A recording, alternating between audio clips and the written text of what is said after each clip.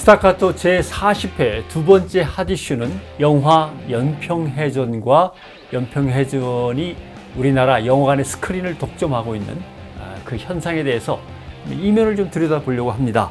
수치상으로 나온 거 보면은 뭐 한국 영화 스크린 점유율로 봐서는 뭐 역대 통틀어서 10위 안에 들었다. 순식간에 엄청난 관객이 들어가고 있다. 뭐 이런 얘기들입니다. 오늘 이 얘기를 좀 한번 해보겠습니다. 김갑수 대표, 예. 영화 보셨습니까? 연평해전이요? 예. 안 봤습니다. 저도 바빠서 못 봤고. 저는 시간이 많아도 안 볼 겁니다. 왜냐하면 뭐 정치적인 문제가 아니라 늘 제가 살아왔던 패턴대로 그 남들 다 보는 영화, 뭐 그 많이 스크린에서 한꺼번에 다 트는 영화는 안 봅니다. 네, 알겠습니다. 저기 소외된 영화 이런 거 볼 겁니다. 예. 그리고 이쪽 편에는 이제 스타카토의 재미를 붙이신 이태광 교수 나와 계십니다. 어서 오십시오. 이 교수가 재미를 붙인 건가요? 우리가 이태광 교수님한테 재미를 붙인 건가요? 끌려 나온 것 같아요. 아, 예. 갈래? 연평해전 보셨어요? 근데 일단 그거부터. 그러니까 제가 여기 나온다 연평해전까지 보고 제가 원래 그런 영화 별로 안 좋아하는데 야, 자세가 됐네. 역시 평론가의 자세가 평론가잖아요, 됐어. 제가 그래서. 평론가는 명색이 안 본 영화를 가지고 들을 수는 없으니까. 지난번에는 신경숙 작가의 표절 논란 때문에 이제 평론가로서 나오셨는데 방송하고 난 다음에 뭐 혹시 지인들이 듣고서 뭐 코멘트가 있었습니까? 지인들이 듣고 이제 뭐 거기 왜 나갔냐 연수를 하죠. 예. 거기 왜 나갔냐? 더군다나 거기 김갑수 씨도 있는데 거길 왜 나가냐 이런 얘기를 갑수가 있는 곳에 왜 갔냐 뭐 이런 얘기. 갈래? 들었죠. 그러지 마. 우리 사이 좋아요. 그래서 예, 알겠습니다. 괜히 싸우는 줄 알고 있더라고요. 자, 그러면 이제 한번 연평해전으로 넘어가 보죠. 보니까 몇 가지 통계를 한번 보니까 전국에 2,300개 스크린이 있다면 지금 한 1,100개 정도는 연평해전을 올리고 있다는 거 아닙니까? 스크린 그렇죠. 점유수도 그렇고 매출액 점유율이 재밌더군요. 지난주만 보니까 40%. 이 영화가 차지한 영화 매출에서의 포션이 40% 정도. 그러니까 제가 이게 그 스크린 독점이 이제 저기 좀 깜짝 놀랐던 게 이제 소수의견이라는 영화를 제가 꽤 오래전부터 기다렸단 말이에요. 네. 그래서 개봉한다는 날부터 한 4일 전에 예매를 하려고 영화 각종 이제 영화 예매 사이트나 그다음에 각종 그 영화 회사의 사이트에 가봤는데 4일 전인데도 불구하고 소수의견이 스크린이 안 잡혀 있는 거예요. 반면에 연평해전은 딱 한 편이에요. 다른 영화들도 안 잡혀 있어요. 4일 전에, 5일 전에. 연평해전만 두 개관, 3개관, 거기 한 너댓섯 개의 관이 있는데 2개관, 3개관에 아침부터 심야까지 유일하게 타임 스케줄이 나와 있는 거예요. 야, 도대체 이거는 뭐냐? 이 영화가 그렇게 예술성이 높고 작품성이 높다고 판단해서 이 극장들이 다른 영화들은 스케줄을 하나도 안 잡아놓은 상태에서 이 영화만 일주일 전부터 며칠 전부터 계속 스크린을 잡아놓은 것이니까. 그런 부분에 좀 의아해, 좀 놀랬어요, 사실은. 아무리 이제 우리 연평해전과 연관된 시의성이 있는 6월 호국보훈의 달이고 연평해전에 뭐 몇 년 이런 게 있다 치더라도 그 정도나 되는 거냐. 그래서 이게 자연스러운 거냐. 이런 문제의식을 좀 가질 수밖에 없었다.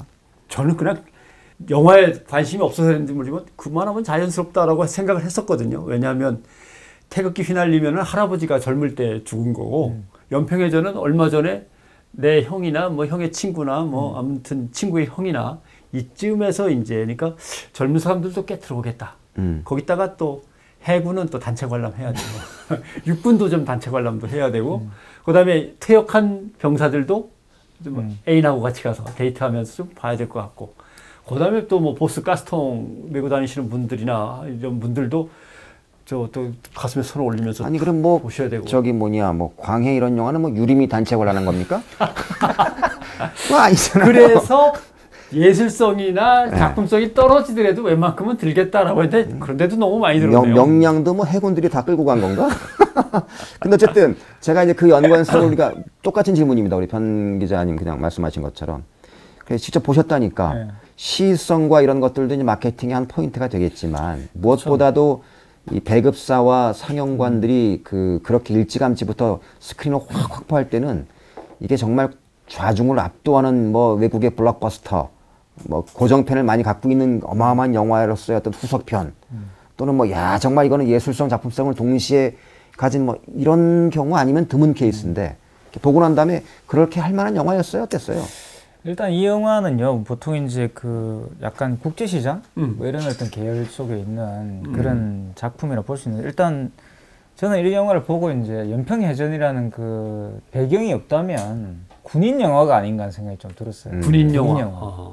그러니까 이제 제가 이런 경험이 있는데, 제가 이제 군대를 갔을 때, 제가 이제 강원도에서 있었는데, 그때 뭐 북한이 NPT 뭐 탈퇴하고 그래가지고 비상이 걸렸어요. 그래 한 보름 넘게 이렇게 군장 메고 잠을 막 자고 이랬었는데, 군화 신고. 너 현역이었냐?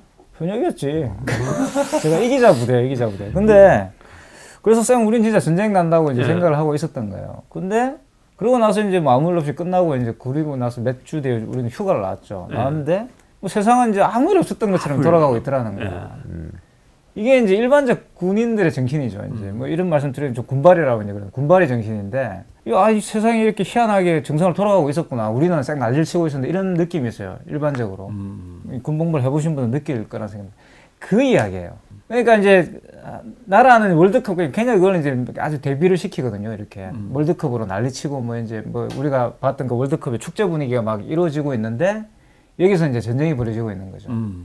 뭐 그런 상황들을 대비시켜가지고 군인들이 야 그래도 우리가 죽어가고 있었는데 사람들은 이렇게 우리들에 대해서 무관심했구나 뭐 이런 어떤 각성들을 불러일으키는 그런 세팅이 돼 있더라고요, 영화가. 그래서 이게 이제 약간 보고 나면 처음에는 그냥 단순한 반공 영화는 아닌 것 같고 뭐 반북 영화라든가 그 당시 어떤 뭐 참여정부의 실정을 이렇게 비판하는 그런 단순한 어떤 그런 스토리 라인을 갖고 있는 영화는 아니에요. 훨씬 좀 더 다른 지점이 있는 것 같고, 그것 때문에 아마 선입견을 가지고 가서 보신 분들도 아마 보고 나온 뒤에는 뭐 그렇게 생각보다 그렇지 않네라고 생각하고 나오는 것 같아요. 그러니까 그래서 이게 이제 입소문이 퍼지면서 된 게 아니라, 물론 이제 여기에는 말씀하셨던 것처럼 독과점이라는, 그러니까 스크린수 독점이라는 것이 있습니다. 그러니까 광해도 사실 그렇다고 볼 수가 있었고요. 그러니까 그래서 어떤 영화를 지금 현재 문제가 되는 것은 이 연평해전이 어떤 영화고 이런 영화가 뭐 이렇게 혹세무민하고 이런 문제가 아닌 것 같고, 어떤 특정한 영화를 흥행시키고자 한다면 그게 가능한 구조가 지금 있다는 거예요. 이게 지금 문제라는 생각이 들죠. 그러니까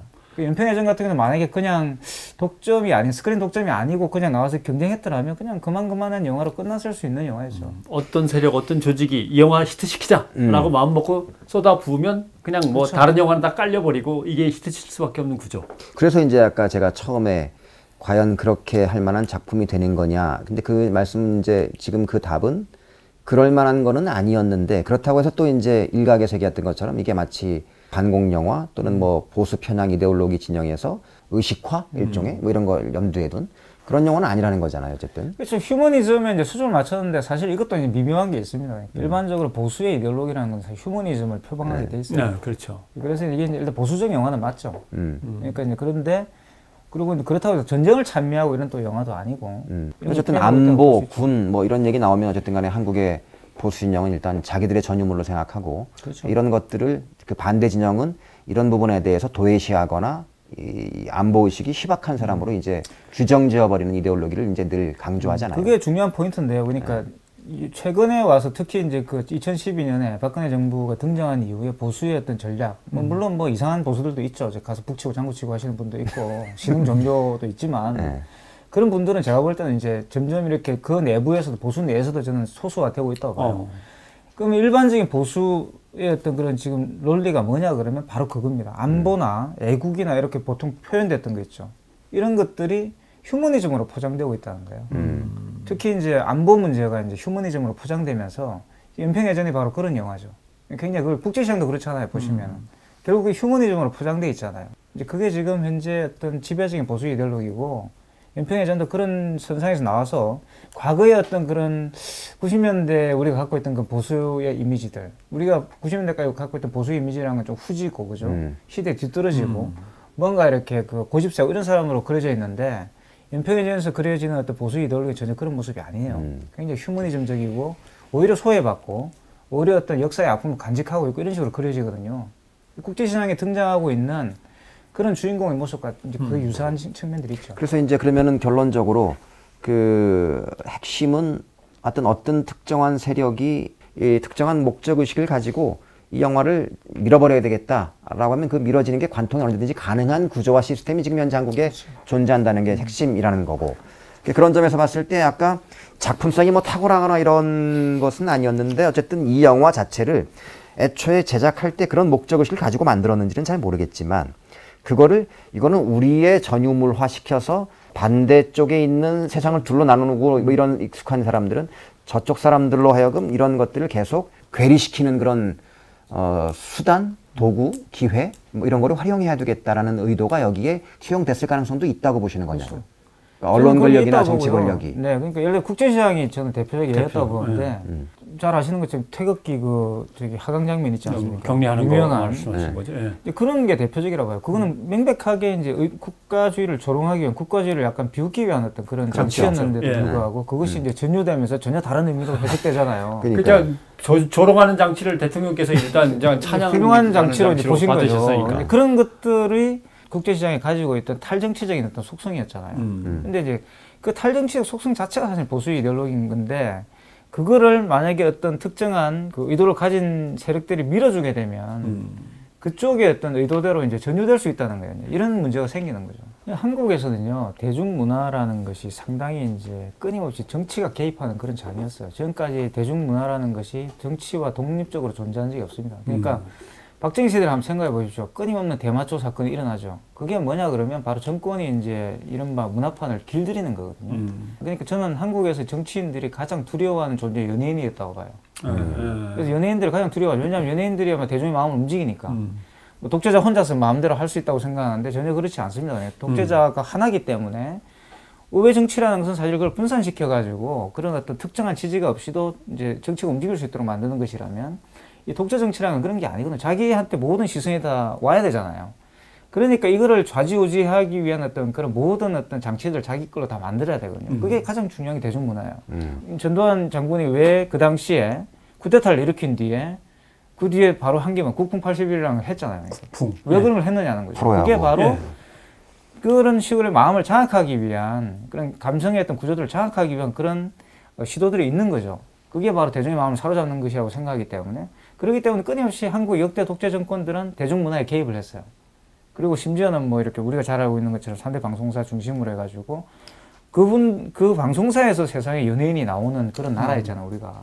그러니까 전 세계에서 이런 데가 어디 있습니까? 그러니까 그게 이제 시장 구조로 이동해 온 게 지금인데 그럼에도 불구하고 여전히 이제 과거의 그런 습속들이 남아가지고 정치가 끊임없이 대중문화에 개입하는 그런 어떤 그 통로들이 계속 있는 거죠. 그러니까 지금 연평해전 문제 같은 경우도 결국 그게 뭐 업무 이론일 수 있겠지만 누군가 뭐 그걸 밀어줘가 이렇게 할 수 있겠다고 생각했지만 저는 이런 생각도 들어요. 그러니까 왜 이게 팔린다고 생각을 했을까라는 거죠. 그러니까 네, 왜 팔린다라는 생각을 하게 됐을까? 이게 이제 팔릴 수 있다고 생각했기 때문에 이걸 밀어붙인 것이고 실질적으로 또 지금 팔리고 있고요. 그렇기 때문에 이런 문제들이 또 있는 거예요. 그러니까 세상을 둘로 나누는 습관이 있는 사람들이 우리나라에 굉장히 많잖아요. 보면 이제 도가니라든지 변호인 이런 영화들이 대부분 이제 그런 식의 어떤 그 영화로 대박을 쳤던 영화란 말이죠. 분명히 그런 쪽에서 시장이 존재한다. 시장은 늘 이익을 위해 움직이니까 그 노무현 대통령에 대한 향수, 그리움, 야 이거 제대로만 자극한다면 거기에 대박을 칠 수 있는 가능성이 있을 것이다라고 본 기획할 때 시장이 있었던 했겠죠. 것이고 분명히 그리고 그 전략이 주요했던 것이고 그래서 어마어마한 흥행 기록을 했죠. 그 뒤에 지금 대박을 치고 있는 이런 스크린 독점과 대박을 치는 영화들은 또 공교롭게 보수의 가치, 뭐 애국이라든지 뭐 이런 것들을 주로 왜냐하면 명량 또 뭐였죠 국제시장 그리고 연평해전 이 나름대로 다 코드들이 비슷한 그런 것들이고 그렇죠. 그 속에도 분명히 이제 시장이 있다 존재한다. 뭐 이 변호인과 이런 류의 영화들이 막 칠 때 히트를 막 칠 때 아니 그럼 반대쪽에 이쪽에도 시장이 있을 텐데 거기에는 그 시장이 볼 때 야 이거 한국에 이렇게 양극단의 어떤 진영이 있는데 진영 논리가 이렇게 횡행한 나라인데 이거 한쪽을 자극하거나 한쪽에 지지를 받거나 한쪽에 안티를 받으면 분명히 대박 날 수 있겠다 라고 하는 전략들이 가장 수월한 접근법일 수도 있겠다. 출판이나 영화나 뭐 다 그렇겠죠. 그래서 우리가 생각하는 것과 좀 달리 일반적으로 생각하는 것과 달리 영화사나 제작사들은 절대 이익이 계산되지 않으면 절대 하지 않습니다. 그렇죠. 아주 우리가 생각하는 것보다 더 면밀하게 사전 계획을 세워서 이거를 진행하기 때문에 연평해전도 분명히 장사가 된다고 생각했을 겁니다. 그러니까 이 대표적인 게 이제 저는 이런 현상이 나타난 게 디워 때라고 생각해요. 디워 논쟁이 있을 때 심영래 씨 같은 경우 저는 뭐 물론 심영래 씨가 훌륭하신 분이라고 생각하지만 그때 디워와 둘러싼 심영래 씨가 제대로 된 감독이냐 아니냐 뭐 이런 논의에 가려져 가지고 정작 이제 이 문제가 저는 짚어지지 않았다고 봐요. 어떤 제작사나 또는 배급사가 특정한 영화를 밀어주려고 마음을 먹으면 그 영화가 1,000만을 넘어갈 수 있다는 구조를 만들어 버렸거든요. 디워라는 게. 그게 디워 현상의 본질이에요.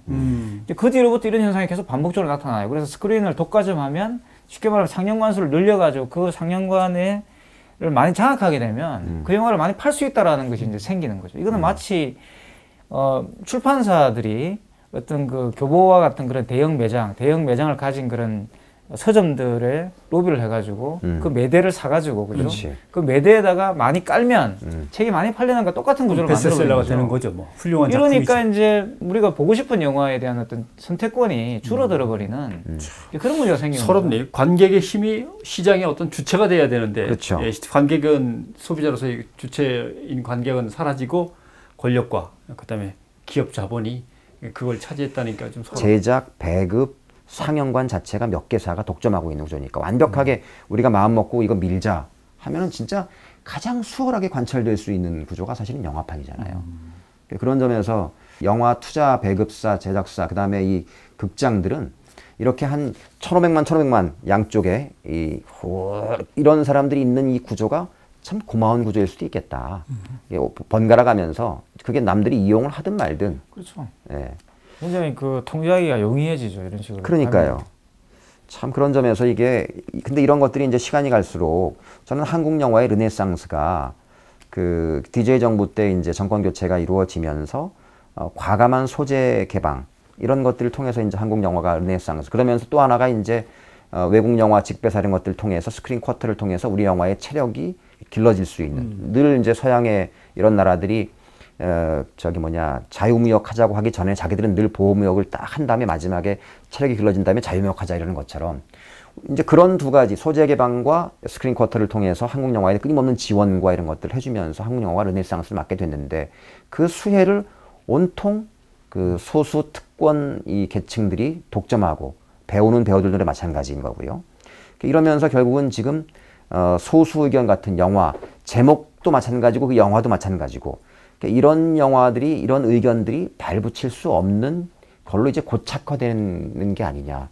그래서 영화를 좀 아끼는 사람 입장에서 굉장히 서글프고 두려운 거죠. 그런 점에서 소수 의견은 그러니까 주제가 용산과 관련된 거죠? 그렇죠. 예, 용산 그러니까는 뭐 참사에 그걸 이제 모티프로 이제 시작을 했는데 배경은 지금 서대문 아현 지구의 이제 그 재개발 지역을 이제 배경으로 삼았는데 뭐 누가 봐도 이제 거기에서 모티프를 따왔다는 것이고 그래서 이제 그 속에서 국가 권력의 개발이라는 그 산업 속에 얽혀 있는 자본과 권력의 결합, 추악한 거래 그 속에서 권력과 자본의 주구 노릇을 할 수밖에 없었던 검찰 권력 그에 맞서는 소수 약자들로서의 어떤 그 민초들과 그 대변자로서의 로펌이 아닌 그나마 거기서 또 소수인 국선 변호인의 대결. 얘기만 들어도 재밌네요.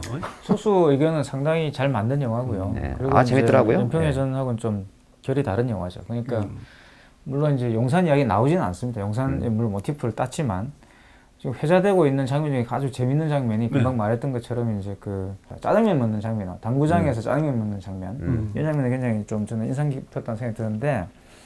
근데 이 이제 소수 의견은 사실은 이제 법정 드라마에 가까운 그렇죠. 법정 영화예요. 네. 장르 사실은 이 영화가 제목이 변호인이 더 어울려. 그러니까 훨씬 변호인에 어울리고. 저는 그 생각을 했어요. 그렇죠. 맞네. 소수 의견이란 말고는 소수 의견은 잘 뭐 제목 물론 원래 원작 제목이었으니까. 근데 여하튼 그 법정 드라마로 굉장히 잘 만든 영화라는 생각이 듭니다. 한국에는 법정 드라마가 사실 그렇게 잘 만든 영화들은 별로 없는 편인데 이 영화는 좀 잘 만들었다. 수작이라는 생각이 들고요. 또 이제 거기에서 또 약간 그 장르적인 또 요소도 있어요. 그러니까 마지막에 이제 이렇게 진실이 밝혀지는 장면이라든가 이런 것들은 사실 이제 굉장히 충실하게 그런 장르의 법칙을 따르고 있는데 그래서 이런 영화가 이제 묻혀버리는 건 좀 이제 안타깝고요. 저는 이제 이거를 어떤 진영 논리에서 자꾸 대결로 가면은 대결로 갈수록 좋아지는 건 시장밖에 없다. 그리고 그런 한국 사회를 둘로 나눠놓고 정치적인 이익이나 이런 이익을 취하려고 하는 집단 말고는 이로울 게 아무것도 없다는 이제 제 나름대로의 신념을 가지고 있는 게 이를테면 국제시장이라는 영화도 처음 개봉했을 때 마치 이걸 읽었다가 뭐 보수 진영이 어떤 세뇌하려고 하는, 저는 그렇게만 보지는 않았던 게, 그런 어른들도 저는 한 번쯤 이렇게 위로받고 위안받을 자격이 있다라고 저는 개인적으로 보거든요. 근데 우리는 늘 어른들에 대해서 그런 뭐 저기 늙으면 골게 늙어라 맨날 1번만 찍고 이런 사람들이 너무 많은 거예요. 저는 그 사람들도 우리 뭐 이만하면 열심히 살았지, 그럴 권리가 있어야 된다, 그럴 자격도 있어야 된다, 동의 여부와 관계없이. 그게 비난받고 막 이뤄야 될 이유는 아닌 거라는 생각을 이제 개인적으로 합니다. 그러면서 괜히 이제 이 영화를 마치 그러면서 이제 본의 아니게 이데올로기 영화로 이렇게 전락시켜버리는 뭐 이런 것처럼, 물론 저는 제 취향은 아닙니다. 그러나 어쨌든 소수견도 그런 점에서 이게 마치 그 민주개혁 세력의 어떤 뭐 이런 영화, 뭐 저는 이런 식으로 보는 게 아니라 이거는 그냥 한 사회의 상식적인 이야기를 하고 있는, 그리고 다수가 이런 부분에 대해서 우리가 지금 비정상적인 사회이고 비상식적인 사회라는 걸 감안할 때 보다 많은 사람들이 이런 영화에 좀 공감했으면 하는 바람이 있고, 이런 것들을 다루는 영화들이 끊임없이 제작될 수 있는 환경과 여건이 만들어졌으면 좋겠다라는 바람 때문에라도 우리가 좀 봐줘야 되겠다, 봐야 되겠다라는 이제 마음이 있는 것 뿐이지, 마치 이거를 야 우리가 대결구도로 만들 연평해전이 질 수 없다, 소수견 뭐 이런 거는 아니었으면 좋겠다는 거죠. 네. 너무 거창했나? 얘기가 길어가지고 맥을 잡기가 조금 어려웠습니다만 죄송합니다. 충분히 알겠고, 한국 전쟁 영화가 그 뻔한 애국심 아니면 뻔한 휴머니즘, 그 둘 사이에서 뭔가 좀 벗어나는 흐름이 있었으면 하는 그런 아쉬움은 있어요. 예를 들면 미국이 이제 베트남전을 소재로 영화를 만들 때 맨 처음에 나왔던 게 디어 헌터, 전쟁에서 나름대로 간신히 살아온 사람들의 그 돌아온 고국에서의 그 버려진 소외된 존재를 이제 비추는 영화잖아요. 그걸 갖다가 희화시켰고 람보 같은 게 나중에 나오긴 합니다. 그건 빼고. 나름대로 또 극사실주의 영화도 나와요. 뭐 햄버거 힐 같은 거 보면은. 예. 그 다음에 우리가 그 전쟁에 가서 왜 그렇게 미친 짓을 했을까라고 하는, 차라리 미국이라는 미친 나라를 갖다 좀 그냥 처단해 달라라고 하는 듯한 지옥의 묵시록 같은 영화. 하나의 전쟁 영화도 이렇게 뭔가 개성적인 흐름들이 이렇게 쫙 이어지는데, 대한민국의 전쟁을 다룬 영화들은 너무 좀 빤한 그러니까 프레임 안에 있어서. 우리 교수한테 제가 여쭤보고 싶은 게, 혹자는 배달의 기술을 본 것 같은 느낌이었다, 이런 평가를 하시면 되겠는데. 그렇죠. 이제 연평해전은 약간 그런 결론이 좀 이상하게 이제 나는 게 있는데, 결국 이제 그 정신승리죠. 정신승리가 있고요. 또 한 가지는 이제 그 앞에서 말씀드렸던 것처럼 월드컵 바람이 이제 불고 있을 때 그때의 어떤 상황들과 대비되면서 지금 굉장히 좀 지금 현재 국민들이 가지고 있는 어떤 예를 들어 진보 보수라는 어떤 정치적 견해를 떠난다면 공감할 수 있는 내용이 있습니다. 그게 뭐냐 그러면 정부는 어디 있었느냐 뭐 이런 이야기를 제기하는 거 아니겠어요. 여기도 그런 주제가 나와요. 그러니까 물론 그 정부는 이제 어떤 정부냐가 이제 달라지는 거겠지만, 그래서 뭐 결국은 이제 어떻게 보면 이제 이 보수 입장에서 본다면 일종의 반격이죠. 그러니까 정치적 반격. 결국 근데 이건 또 큰 어떤 그림에서 본다면 결국 이게 이제 우리가 지금 가지고 있는 진보 보수의 어떤 그런 걸 떠나가지고 우리가 가지고 있는 국가 시스템의 문제가 아닌가라는 생각을 또 하게 되는 그런 부분도 있어요. 그리고 이제 거기에 전형적으로 이제 국가 대 이제 가족이라는 또 대립구도를 만들어가지고 가족. 네. 어떤 가족의 어떤 그 정서가 이제 거기 나오죠. 그러니까 아들과 형과 뭐 동생과 이런 사람들이 이제 이런 사람들에 대한 어떤 그런 감정적 투여, 거기 나오는데 이제 그런 부분들을 본다면 이 이데올로기전의 어떤 이념적인 그런 것을 걷어내고 보면 사실 굉장히 전형적인 어떤 한국 영화의 그 구조가, 그 감성 구조가 거기 나오는 겁니다. 그러니까 이게 이제 제가 말씀드렸던 것처럼 보았을 때는 이제 뭐 그 정도로 이렇게 그런 영화는 아니지 않느냐. 예. 그런 어떤 정치색이 이렇게 강한 영화는 아니구나라는 생각을 하게 돼요. 약간 좀 당황스러워 할 수도 있고, 그런 걸. 사실 근데 그런 것들을 이제 보수 진영에서는 아까 말씀드렸던 것처럼 안보 뭐 이런 것들을 자기들의 전유물로 여기면서, 그때 당시에 국가는 어디 있었냐 할 때 그 정부가 이제 DJ 정부였으니까 그걸 공격하는 민주정부를 해놓으면 이런 이제 뭐가 난다. 그러니까 또 이제 이 흔히 자칭 이제 민주진보진영에서는 뭔 소리야? 그러면 이 MB 정부 때 뭐 그러면서 연평 피격, 폭격을 당했으니까 니들은 그냥 아무 대응도 안 했잖아. 근데 그게 아무 대응도 안 했잖아라는 것들이 가지고 있는 또 위험한 이데올로기가 좀 새끼일 수도 있지만, 저는 MB가 막 폭격당했을 때 잠시만 일단 확전되지 않는 것들에 만전을 기해라. 첫 지시는 MB가 했던 정말 잘한 선택이었죠. 거라고 보거든요.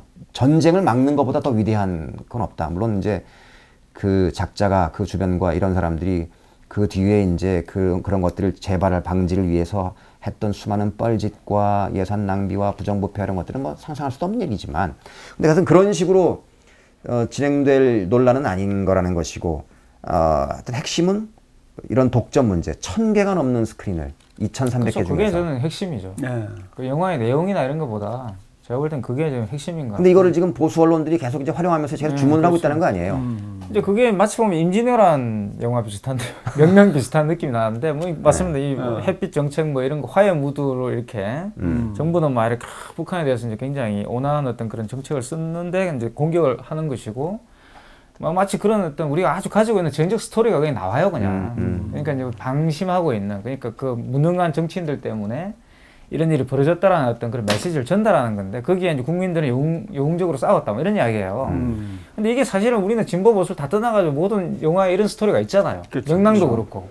그죠? 그럼요. 그래서 이제 이런 부분들은 제가 볼 때는 뭐 그렇게 인평해지라고 특별히 뭐 이렇게 새로운 이야기를 하는 게 아니다. 어떻게 보면 기존에 있던 어떤 이야기들을 자기식으로 전유해가지고 한다는 생각이 들었기 때문에 이 문제를 논하는 것보다는 앞에서 제가 말씀드렸던 그런 스크린 독과점 문제 예. 이게 가장 더 심각하다. 근데 그러면 좀 마무리를 짓자면 그런 것들을 해결할 수 있는 방법이나 채널이 있는 겁니까? 사실 비슷한 경우가 미국에 있었죠. 1920, 30년대 그 미국 같은 경우도 우리나라가 지금 딱 그 당시 미국과 같은 그런 영화 산업 구조가 되어 있는데 말하자면 제작사, 배급사 그리고 상영관이 이제 동일한 그 세 개가 이렇게 카르텔을 형성하고 있잖아요. 네. 그러다 보니까 어떤 특정한 기업들이 마음을 먹으면 자기들이 이해관계에 걸려있는 영화들을 밀어줄 수 있는 구조가 만들어져 버린 겁니다. 여기에서 그러면 이제 어떻게 이걸 하느냐 그러면 이 독과점을 사실은 깨야 되는 거죠. 네.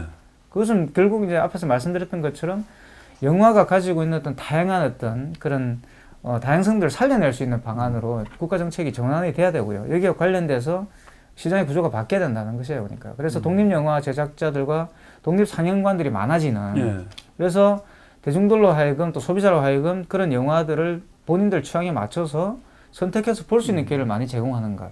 이거밖에 없죠, 그러니까. 근데 오히려 법은 반대로 가고 있는 거 아니에요? 영화진흥위원회나 이런 데서 나오는 보면 독립영화사들이 제작한 독립예술영화를 갖다가 뭐 일반 스크린에 좀 올려주는 시혜를 베풀 때니까 니들은 여기 규정대로 잘 따라와 뭐 이런 식으로 오히려 올가매는 것 같던데. 그러니까 이제 그게 예를 들어 상영관 수를 이제 어떤 일정한 비율 이상을 그 독점하지 못하도록 하는 법을 만들면 지금 이제 상영관에서 당연히 지금 배급사들도 예를 들어서 CJ 같은 경우도 뭐 독립영화에서 좋은 작품이 있으면 자기들이 걸어줍니다. 그러니까. 이제 그런 것들을 비율을 맞춰가지고 조절을 해주면 되는 거죠. 아니 근데 그것도 어떤 이제 글이 있냐면은 저도 이제 예술영화 이런 것들을 좀 찾아서 다니는 편이라서 예술 전용관 이런 데서 뭐 놓친 영화들 가끔 이제 그 CJ 창조그룹의 그 뭐냐 저기 그 예술 전용관이 있잖아요. 이름이 있잖아요. 그 뭐죠? 아트시네마. 아니 그거 말고 콜라주? 무비 콜라주. 무비 콜라주. 예, 무비 콜라주 거기 이제 영화들을 주로 이제 검색을 많이 보는 편인데 그런 경우 말고 이제 대다수의 그런 멀티플렉스들이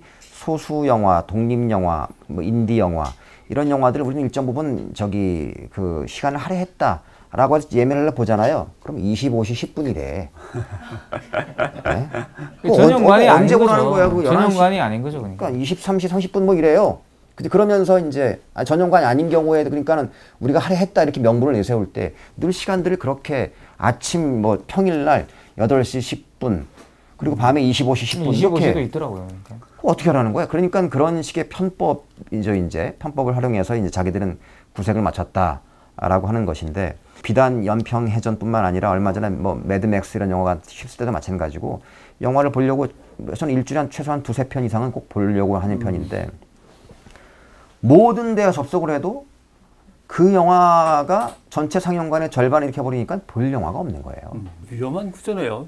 보여주는 것만 봐라고 할 수 있는 구조예요. 그러니까요. 그리고 그게 예측이 또 항상 맞는 것도 아니에요. 대표적인 게 이제 그 비긴 어게인 같은 경우는 아무도 그게 히트를 칠 거라고 생각하지 못했습니다. 그랬어요? 근데 들어와가지고 굉장히 이제 성과를 올렸죠. 정말 아름답던 영화니까. 근데 그런 게 가뭄의 콩나드 케이스밖에 없다는 게 문제예요. 근데 그게 이제 기회가 확대되면 제가 볼 때는 훨씬 더 많아질 거라는 거예요. 사실 안타까운 거는 예를 들면 삼성의 그 직업병을 다뤘던 또 하나의 약속이라든가 이런 것들도 저건 정말 시대적으로 좀 한번 보고 넘어갔으면 왜냐하면 국가 권력만 생각했지 재벌 권력에 대해서 우리가 이렇게 고민이나 뭐 물음을 던진 적이 별로 없었는데 저런 건 좀 한국에서 지금 영화를 본다는 행위는요 이제 김 대표가 말한 것처럼 여가의 일종입니다. 그래서 사실은 이제 이 영화에서 이런 영화관에서 이제 심각한 영화를 보는 것에 대해서 상당히 이제 부담이 되죠. 그리고 특히 이제 영화를 보러 가는 것은 말 그대로 그냥 즐기기 위해서 이제 간다는 위로받으러 가거나. 그렇죠. 위로받으러 가는 그런 영화들이 주로 또 이제 이렇게 공감을 불러일으켰는데 그래서 이제 그런 부분들까지도 뭐 우리가 이런 영화를 꼭 봐야 되고 이런 식의 어떤 규범적인 어떤 그런 결정을 뭐 하는 것은 좀 오지랖이라는 생각이 들어요. 그러니까 뭐 관객들의 어떤 그런 취향을 간섭하는 뭐 이런 영화를 봐야 되지 않겠는가. 근데 그럼에도 불구하고 이런 영화들에 대한 어떤 의미 있는 어떤 담론들을 만들어낼 수는 있죠. 그런 것을 제공하고 또 거기에 대한 어떤 기업의 공익적 의무들도 저는 있다고 봅니다. 네. 그것이 영화 시장 전체로 봤을 땐 절대 손해보는 게 아니에요. 그러니까 예를 들어 또 하나의 약속 같은 것을 예를 들어서 정규 상영을 해가지고 심지어는 그것을 오랫동안 연장 상영을 해가지고 보여주면서 자기들이 가지고 있는 어떤 공익적 임무를 다 했을 때 그리고 거기에서 공론이 만들어지고 또 비평가들이 거기에 대해서 글을 쓰고 그죠? 이런 과정들은 관객을 많이 동원하지 못한다 하더라도 그것은 시장으로 본다면 굉장히 좋은 그런 그 기능을 하게 되는 것이거든요.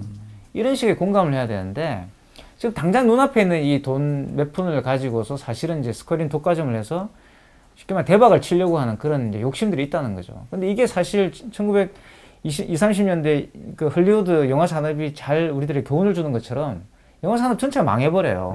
그런 식으로 가다 보면. 그러니까요.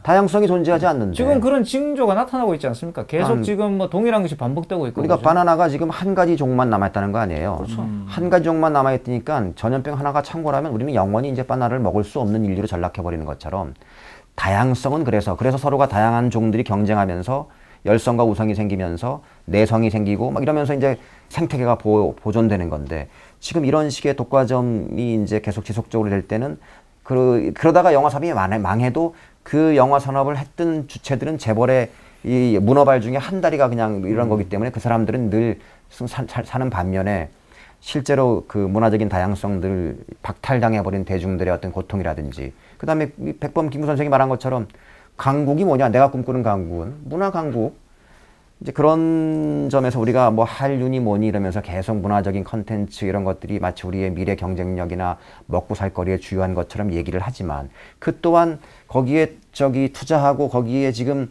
여력이 있고 거기에 수혜를 보는 사람들은 소수 기획사들이 전부란 말이죠. TV 산업도 마찬가지인 거고.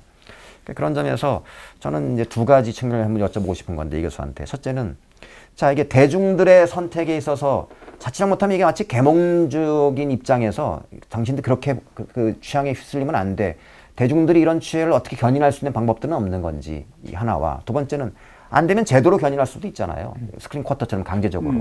어떤 방법들이 있을까 이를테면 이런 독점들에 맞서는 우리의 자세와 태도는 어때야 되는 거냐. 사실 이게 이제 결국은 그 앞에서 김 대표가 말한 것처럼 저도 후자가 이제 중요하다 보는데요. 그러니까 제도적인 어떤 뒷받침이 없다면 이게 불가능하죠. 앞에서 생태계 말씀을 하셨는데 우리는 자꾸 이렇게 영화 이야기하고 시장 이야기를 하면 자꾸 소비자로서의 어떤 대중을 자꾸 상정하게 되잖아요. 근데 제일 중요한 게 뭐냐 그러면 영화라는 것은 영화를 만드는 사람이 있어야 됩니다. 일단. 그렇죠. 이게 뭐 공급자가 있어야 될 거 아니에요. 이 공급자가 지금 살아남을 수 있는 구조로 가고 있다는 거예요. 판매자와 소비하는 구조는 굉장히 지금 비대해져 있는데 이렇게 스크린 독과점으로 가게 되면 영화를 만드는 사람들이 살아남지를 못해요. 이게 이제 문제죠. 그래서 영화는 그럴듯하게 점점 커지고 있는데 영화를 만드는 사람은 점점 줄어들고 아니면 영화를 만드는 사람들은 죽어나가고 있는 지금 아직까지도 정려 영화판에서의 그런 스태프들의 그런 이 고용 구조라는 건 전혀 그쵸. 개선된 게 없습니다. 지금 뭐 최저 임금은 아무것도 연봉 80만 원이에요. 연봉 80만 원. 달에 80을 받는 것도 아니고 연봉 80만 원을 받으면서 영화를 만들고 있잖아요. 근데 이렇게 할 수 있었던 이유는 뭐냐 그러면 왜 영화를 만드느냐에 대해서 우리는 얼마 전까지만 해도 우리는 답이 있었다고 봐요. 우리 김 대표도 그렇고 우리 병 기자님도 그렇고 사실은 왜 언론에 와서 언론 활동을 하는가, 왜 언론직에 종사하는가, 또는 왜 방송을 하는가에 대한 의미들이 있었잖아요. 네. 얼마 전까지. 근데 이게 종적을 감췄거든요. 진경숙 사태도 마찬가지입니다. 왜 문학을 하는가에 대한 대답이 없어요. 그러니까 그게 사라졌죠. 그러니까 뭐 돈 벌기 위해서 라는 이야기밖에 안 나온다는 거예요. 아니면 뭐 여가를 선용하기 위해서 이런 거밖에 안 나오는데 사실 영화를 만들고 영화를 보는 행위는 여기에 멈추는 건 아니거든요. 이전에 한번 돌이켜 보시면은 뭔가 있었다는 거죠. 그 이유가. 네. 그래서 저는 그 본의를 좀, 그 대의를 좀 다시 찾아야 되는 거 아닌가 싶고. 그리고 그걸 제도적으로. 그렇죠. 제도적으로 그건 밑받침을 해줘야 되는 것이고. 그런 면에서 스크린 독과점이라는 것은 빨리 개선이 돼야 된다. 그래야지만 영화 제작자 또는 독립영화 제작자 또 영화를 만드시는 분들 또 장래에 또 만들게 될 분들이 또 살아남는 거죠.